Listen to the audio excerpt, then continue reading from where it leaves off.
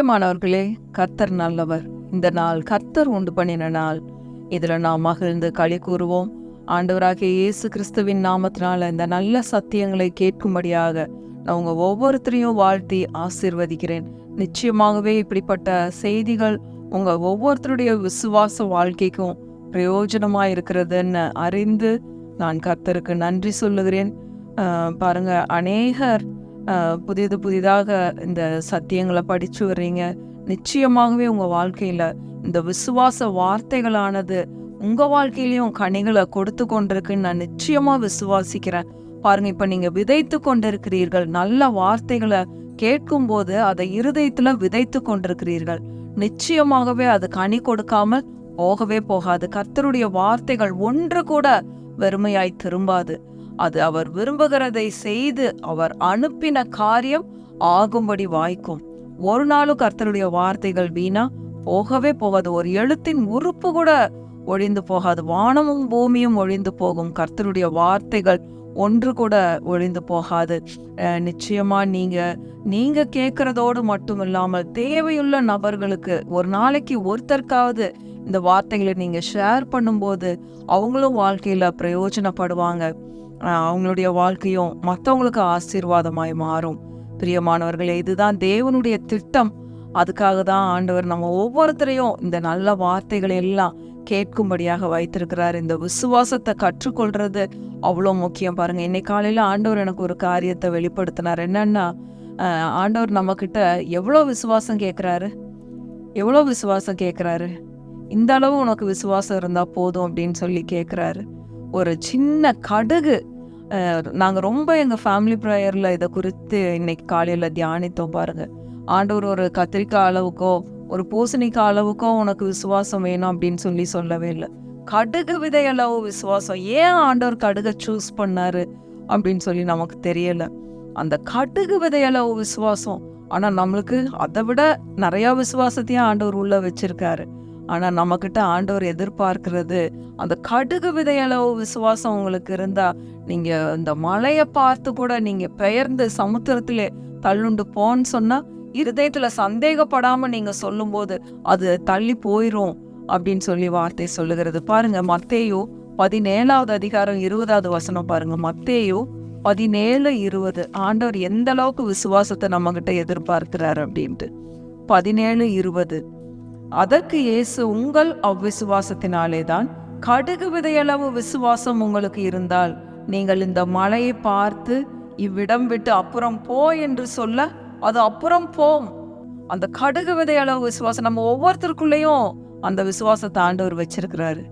எவ்வளோ பெரிய காரியத்தை நம்ம விசுவாசிக்கிறோம், இது கண்டிப்பா நடந்துரும். இப்ப நம்ம நேற்றைய தினத்துல தியானித்தோம், 72 மணி நேரத்துக்குள், இன்னும் 3 நாளைக்குள்ள நாங்களாம் ஒரு சில முக்கியமான காரியங்களுக்கு இந்த ஓய்வு நாளுக்குள்ள, இந்த சண்டே வர்றதுக்குள்ள எங்க வாழ்க்கையில எங்க குடும்பத்துல இப்படிப்பட்ட காரியங்கள் நடக்கணும் அப்படின்னு சொல்லி விசுவாசிச்சுட்டு இருக்கோம். இந்த நிமிஷம் கூட நீங்க இந்த டைமை சூஸ் பண்ணிக்கோங்க.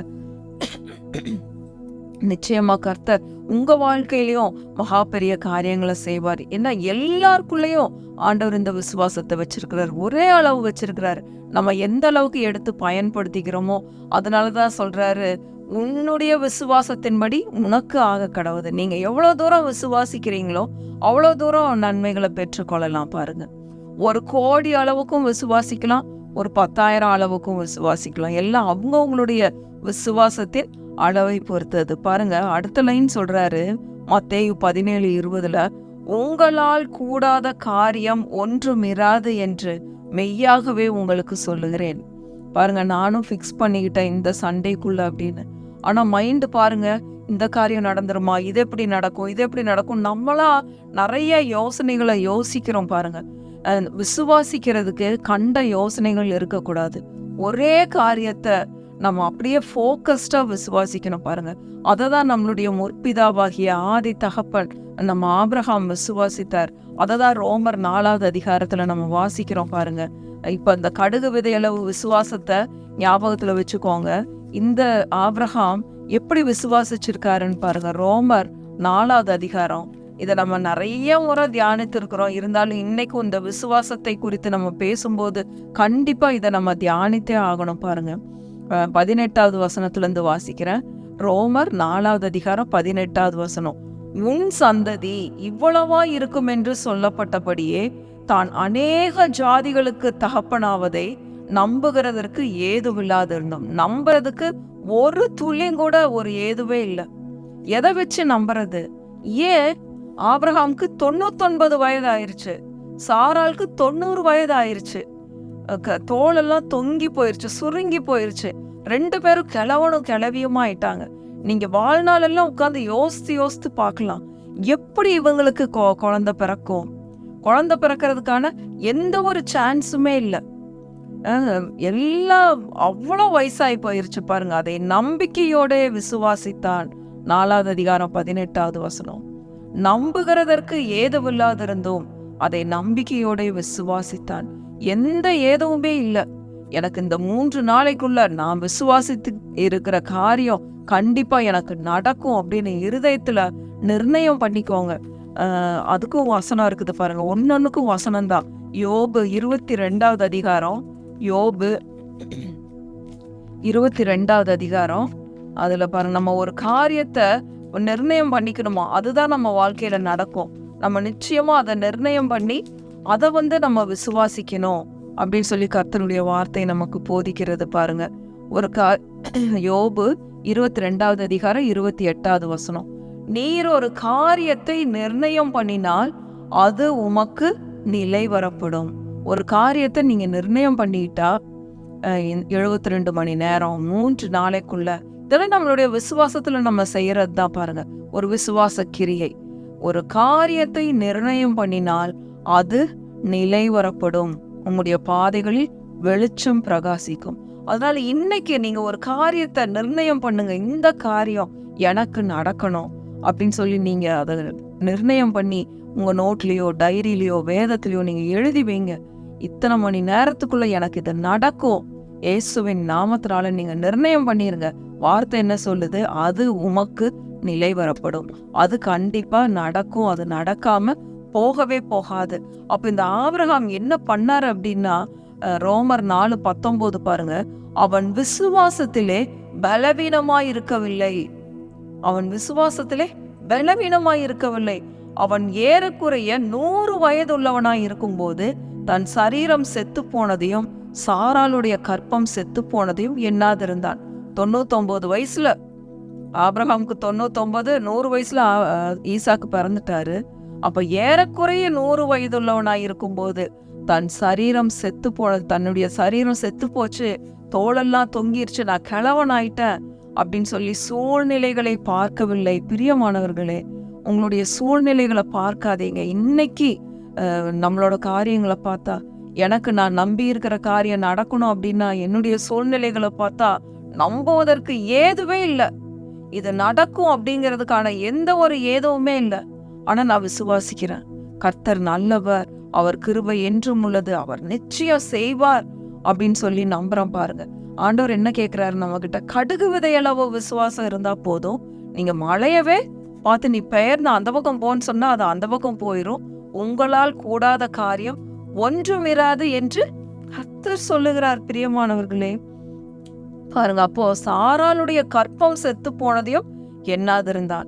ஏன் அப்படின்னா 20வது வசனம் பாருங்க, தேவனுடைய வாக்கு தத்தத்தை குறித்து அவன் அவ்விசுவாசமாய் சந்தேகப்படாமல் 21, தேவன் வாக்கு தத்தம் பண்ணினதை நிறைவேற்ற வல்லவராயிருக்கிறார் என்று முழு நிச்சயமாய் நம்பி தேவனை மகிமைப்படுத்தி விசுவாசத்தில் வல்லவனானான். பாருங்க, தேவனை மகிமைப்படுத்தி எப்படி அவன் அவிசுவாசமா இருக்கல, எப்படி விசுவாசத்துல அவன் பலவீனமா இருக்கல அப்படின்னா சூழ்நிலைகளை பார்க்கவில்லை.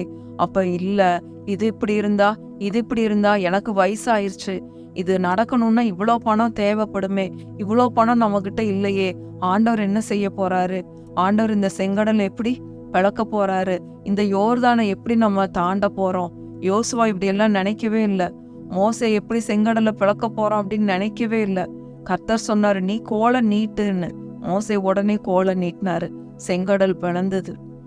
யோசுவாக்கு சொன்னாரு, ஆசாரியர்களுடைய கால்கள் யோர்தான்ல பட்ட உடனே யோர்தான் என்ன ஆகும், மேல இருந்து ஓடி வர்ற தண்ணி குவிஞ்சிருச்சான். இஸ்ரவேல் ஜனங்கள் அழகா கடந்து போயிட்டாங்க, யோர்தானை கடந்து போயிட்டாங்க. ஏன்னா அறுப்பு காலத்துல யோர்தான் கரை புரண்டு ஓடுமா, அவ்வளோ தண்ணி. எப்படி இந்த தண்ணி வத்தி போகும், எப்படி நம்ம இந்த யோர்தானை கடந்து போவோம், அப்படியெல்லாம் ஜனங்க நினைக்கவே இல்லை. கர்த்தர் சொல்லிட்டாரு, அதுதான் ஆபிரகாமும் செய்தாரு. அவர் வாக்குத்தத்தம் பண்ணிட்டாரு.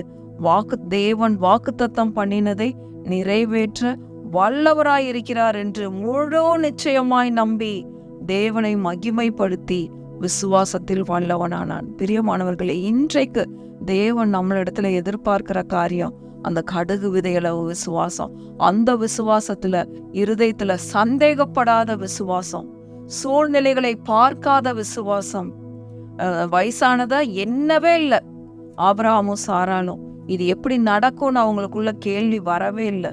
ஃபர்ஸ்ட் கேட்டாங்க, ஆனா கர்த்தர் வாக்குத்தத்தம் பண்ணினதை நிறைவேற்ற அவர் வல்லவராய் இருக்கிறார் என்று முழு நிச்சயமாய் நம்பினார்கள்.